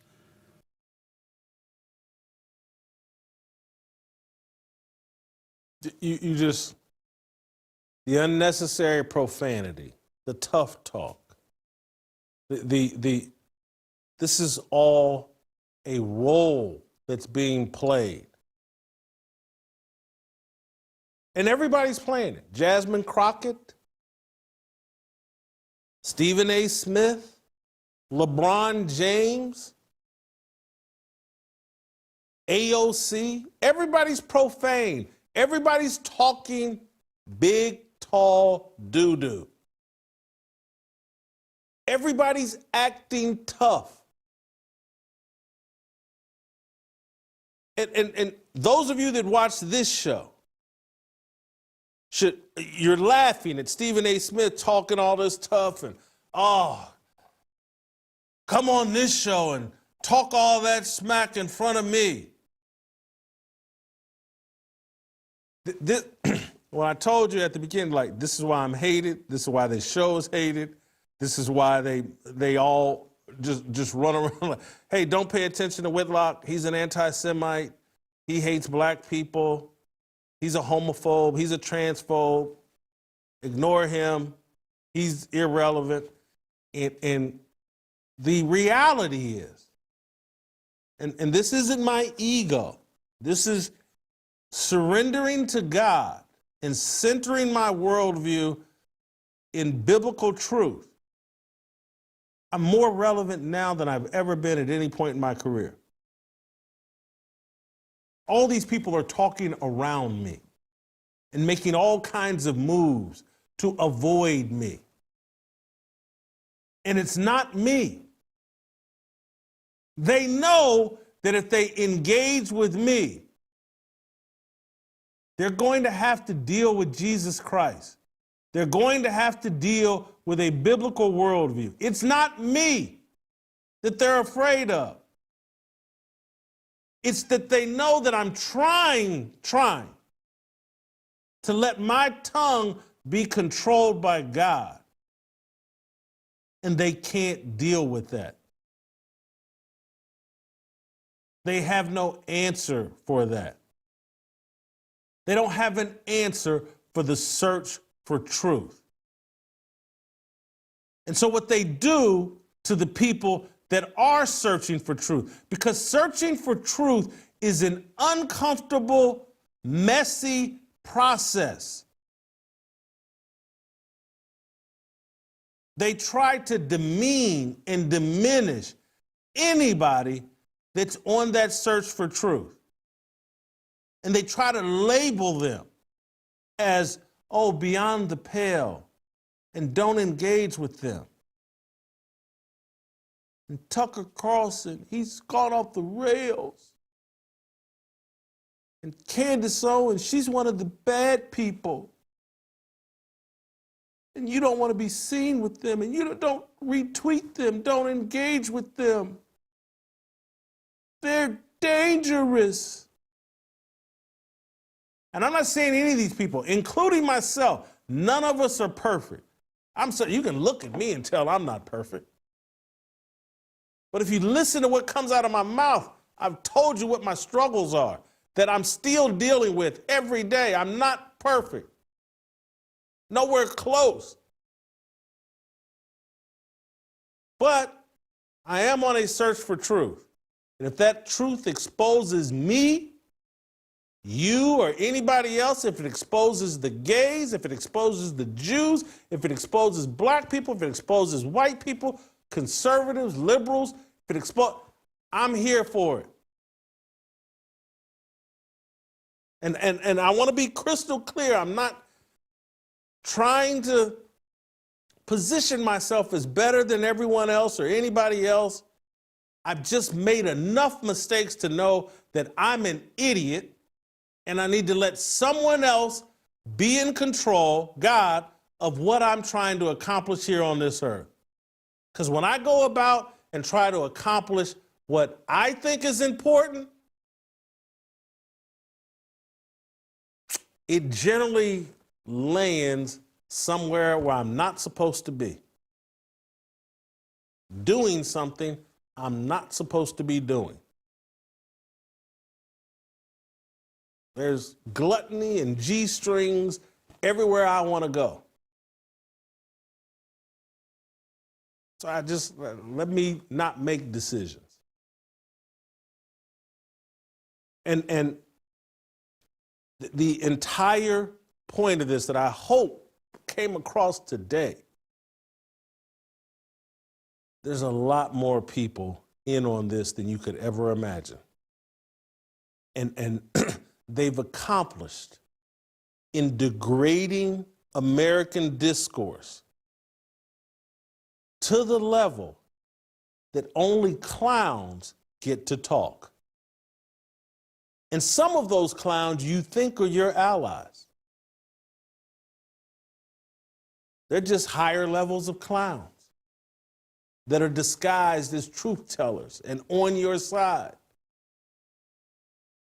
But they are reworking the establishment, the media establishment, and cutting checks and offering fight. You start this media company, you have this guest on and that guest on. And I done told you how I feel about Megyn Kelly. I love her. She's an attractive woman.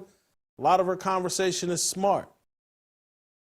But ain't no feminist about to save America or the patriarchy. It's not going to happen through feminists.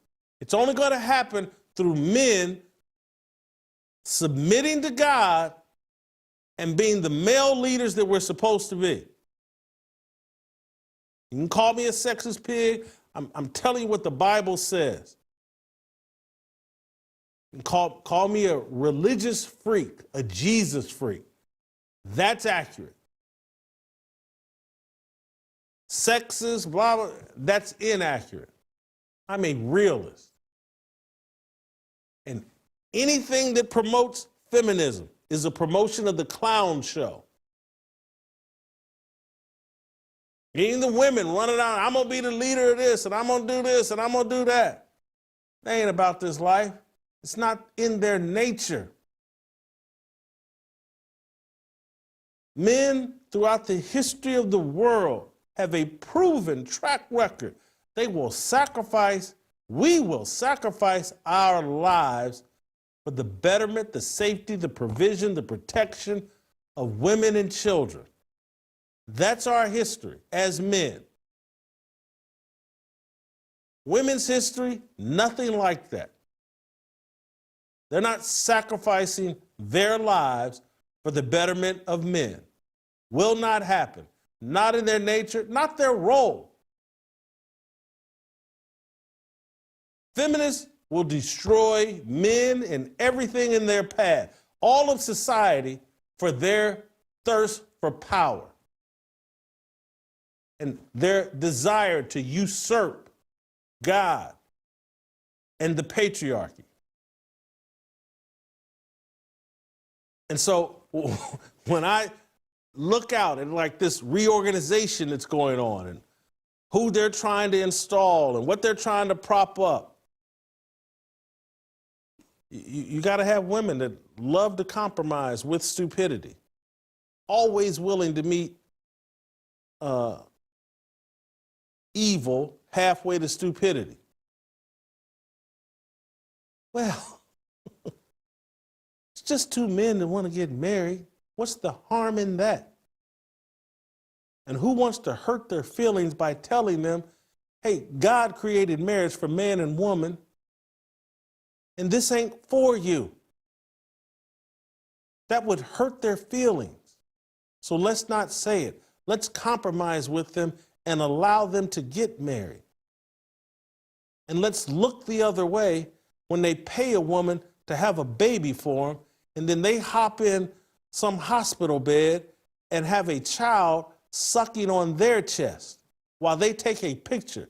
Who's that about? Is it about the child, or is it about the two insane men sitting in a hospital bed pretending like one of them had a baby? So those two men can feel better about themselves. Ain't no milk coming out of that titty. The child gets nothing out of it.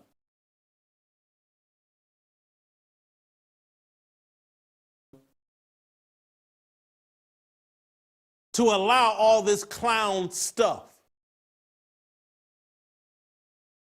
And that's why clowns are everywhere.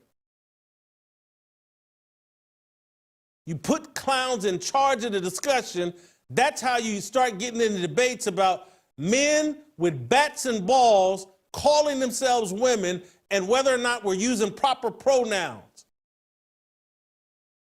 Clown world that they've created. And now they got this clown Stephen A. Smith running for president and pretending to be this macho man, and I'm just as masculine as Donald Trump. And I'm the centrist. I stood up to LeBron James.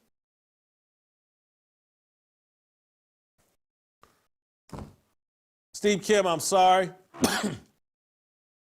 But anybody, hopefully 30 minutes, an hour ago, hour and 30 minutes ago, you can see where this was headed. I've lost my voice in the middle of this. I apologize. But I think that's all. Let me just say this. I hope you're coming to roll call. Because you're going to get some inspiration, some accountability, some truth that will inspire you to stand up like a man.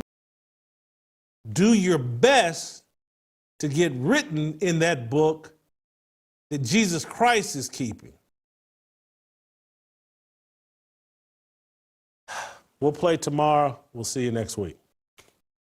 Hey, it's Tucker Carlson. There's something bad going on with American men. It's been obvious for a while. It's measurable in a million different ways, but it's also right in front of your face. We have a massive problem with American men, and very few people have even bothered to notice, much less take it seriously. One of them is my friend Jason Whitlock in Nashville, who I've known for a long time and really love. I mean, he's decent and smart and totally fearless. And for that reason, I'm joining him on Friday, May 2nd in Nashville for the Roll Call 3.0 conference. And I literally can't wait to do it. I'm flying down just for that, and I'm excited for it because I think this really matters, and I think Jason is wise on the subject. So I'm there to talk, but also to learn, and I hope to see you there. Join us at Fearless Roll Call 3.0. Real men, real conversations, real purpose. Tickets at fearlessrollcall.com.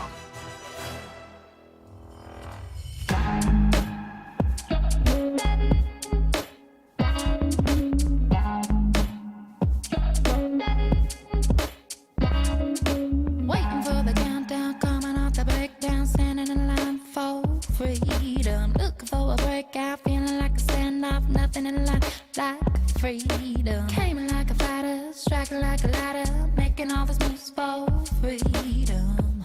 I want freedom. No negotiation, my sister, no relation. We all just wanna have freedom. Sitting on